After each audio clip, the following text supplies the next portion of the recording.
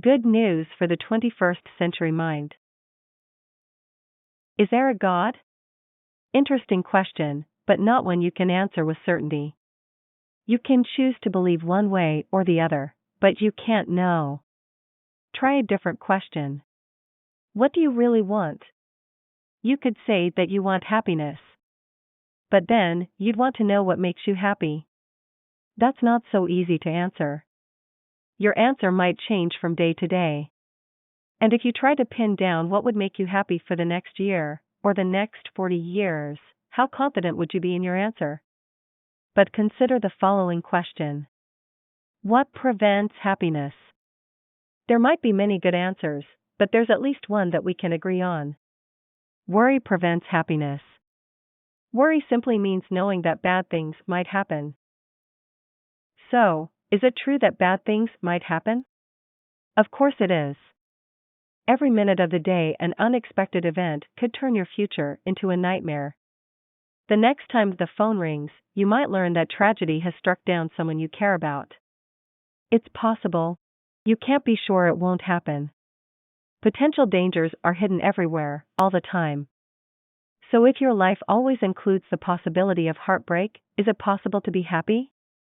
Obviously, it doesn't make sense to dwell on all the dreadful things that might happen to us. Often we put aside our worries so we can concentrate on near-term events, or to enjoy some pleasant times. And there's nothing wrong with that. We learn to manage our fears just so we can get through our day-to-day lives. But, don't confuse that with true happiness. True happiness would mean having no worries, forever. Having complete confidence that nothing can ever harm you again. But think about that. The only way you can be certain that nothing will ever harm you is if you are certain that you know everything. Not a lot of things, or most things. You would have to know everything, everywhere, throughout all of time. Any single gap in your understanding of the universe would be an unknown place, where great evil could be hiding outside of your knowledge, waiting to devastate your peace, your tranquility, your contentment. So, do you know everything? Can you be completely free of worry? Can you be truly happy? You know the answer. Whatever you achieve in life, it won't be true happiness. Everyone can relate to this. The richest person on earth, the most famous, the most beloved, the most powerful. Everyone goes to bed knowing that their world may fall apart at any moment. That they might not wake up, or, even worse, that they might wake up in some kind of hellish existence. This is just the way the human mind works. It might not be a conclusion that you want to accept, but unless you can answer these questions differently, it's undeniable. No matter what good situation you find yourself in, you will always worry about what you don't know. You might live forever, but it will be an eternity of anxiety and fear.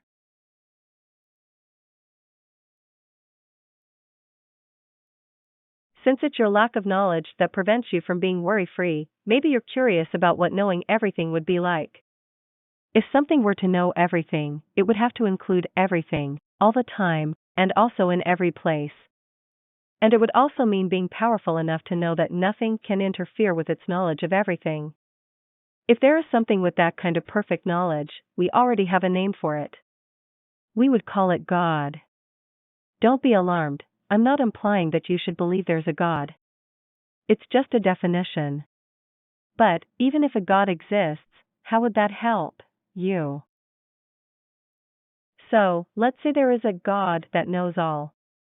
What do you know? Not much. Be honest, you don't know what's going to happen tomorrow, or if an asteroid is going to wipe out the planet before tomorrow comes. You don't know what other people think about you, or if they even have conscious thoughts the same way you do. And from a philosophical perspective, you can't even be certain if anything you see or hear is real. Or if you're dreaming, or experiencing a computer-generated synthetic reality. So you can't be certain if you have a nose on your face, but you would like to be certain about everything. There's the problem. Where can you even start?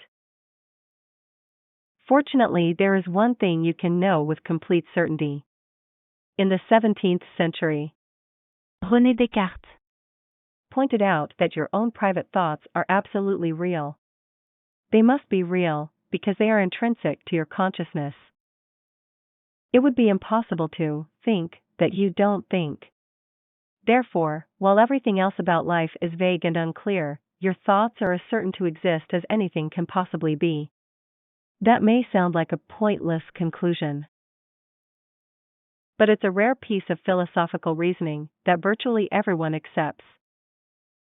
And you can use it as a way to envision what it would be like to be certain of all of God's knowledge. Doesn't it suggest that God would have to reside in your consciousness the same way that your own thoughts are in your consciousness? This is different from imagining a God that would walk next to you, or protect you, or let you into heaven. This would require God becoming one with you. It would mean not being able to think without being aware of God. If that were the case, and someone asked you, how do you really know there's a God? The question would seem absurd, completely illogical. Maybe you'd say something like, God and I think. God and I think. Therefore we are. So this line of reasoning doesn't prove that there's a God, but it does indicate that your only hope for true happiness is a God that will be in your consciousness and become one with you. That sounds like a nice situation, but it comes with a sobering consequence.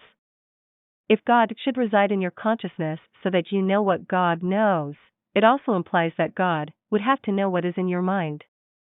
Every thought that has passed through your mind since you first started thinking. That includes your good thoughts, but also the not so good, mean-spirited, hateful, rotten, disgusting thoughts, every evil you have ever considered. This means that to hope for happiness is really to hope that God and you will be one, and that means hoping that God will endure all your faults. It is to hope that a God that knows perfection will suffer for you so that you can be free of worry and live in heaven. That's a rather profound concept, isn't it? But let's be cautious. Is this too much to hope for? That's a fair question. Consider the following. Why would a God that intends for you to live in heaven require you to go through your current life of uncertainty, worry, pain, and suffering? In other words, is there any explanation for why a loving God would create the world that you see around you? This may appear to be a logical impasse, a conundrum. Is it foolishness to even hope that a loving God will save you? Your new understanding of heaven provides an answer to this issue, however. Since you know that heaven only makes sense if it is a place where you know everything, that implies that there would be things that you can't do in heaven. That may not sound right at first, but let me explain. If you're in heaven and you know everything, then clearly it would be impossible for you to learn anything new. You'd never be surprised again, you'd never wonder about anything, or be in awe of anything. In particular, if you're in heaven, then you would no longer be able to imagine what God is like. That would be impossible because you'd know exactly what God is like. You'd know everything there is to know about God, and the idea of hoping for it would no longer make any sense. So, if you want that experience, the experience of appreciating God from an environment in which you don't even know if God exists, that's something you need to do in this life. If you find yourself in heaven, it will be too late. That opportunity will be gone, forever. Another thing you wouldn't be able to do in heaven is to love other people unconditionally. Once you're in heaven, you'll know everything about everybody. You'll know all the conditions. You'll understand exactly why they did whatever they did. So again, this current life offers a unique opportunity. If you want to know what it feels like to befriend someone that you don't trust, do it now. Do it in this life. This is the time when you can forgive someone, even when they don't seem to deserve forgiveness. In this life, you can reach out to other people who might be just as uncertain and worried as you are. So, here are two things that can't happen in heaven. They can only happen in a world of uncertainty and doubt. Do they justify the need for you to live in such a world? Try them out and see for yourself. Most people who do so say the answer is absolutely yes. They generate spectacular feelings, joyous emotions that persist throughout life, and maybe even after life is over. For many, these are the experiences that make life worth living. Therefore, your current life is not logically incompatible with a loving God. There is no logical impasse. So, it's not possible to prove that God does not exist. But then again, it's also not possible to prove that God does exist. Logic won't answer that question. To hope for God requires faith. What can we conclude from this line of reasoning? First, you will never be truly happy unless there's an infinitely knowledgeable God that will accept your faults and become one with you. That is the only way that you can know what God knows and be free from all worry and fear. Secondly, you can choose to ignore this possibility or to hope for it.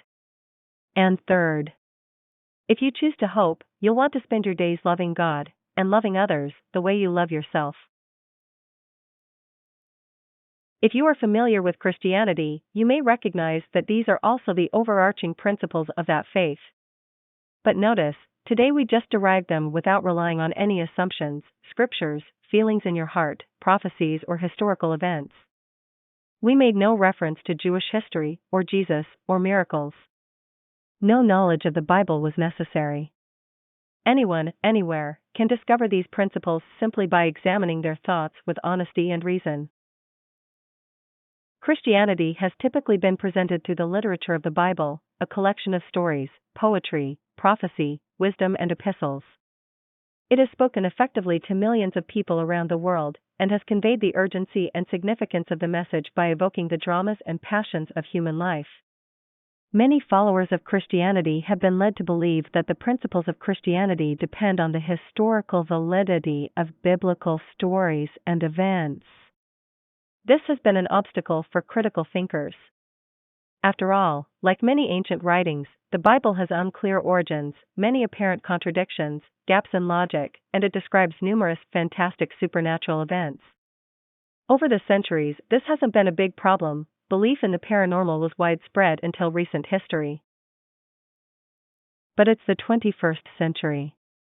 People are losing interest in belief systems that include dogma, emotional appeal, magic, or other unexplainable mysteries. The good news is that the principles of Christianity do not depend on any of these. They can be derived by relying on nothing more than your own thoughts. They can be understood and shared through reasoned, logical discussions that will resonate with critical thinkers of today and the future. Christianity will remain as relevant as ever, even in a future where humans shun dogma and learn to think independently. There is much that can be learned from the stories of the Bible, but there's no longer any reason to argue about whether they are metaphors or historical records. Instead, if you have chosen to believe in a loving God, there's only one logical way to spend the rest of your time on earth. So get on with it. Get on with loving God and loving your neighbor as yourself. According to the Bible, this is what Jesus said to do, but in addition to that, it's exactly the same conclusion that reasoning will lead you to.